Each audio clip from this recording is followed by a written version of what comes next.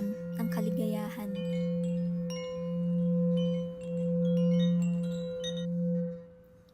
Bigyang pansin ang pakiramdam na nasa iyo ang lahat ng kaligayahan sa mundong ito at ang bawat dahilan ng kaligayahan sa hinaharap.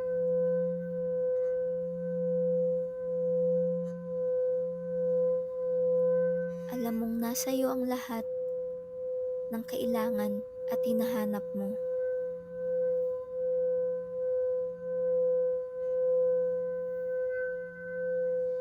Bigyang pansin muli ang nararamdaman na kaligayahang ito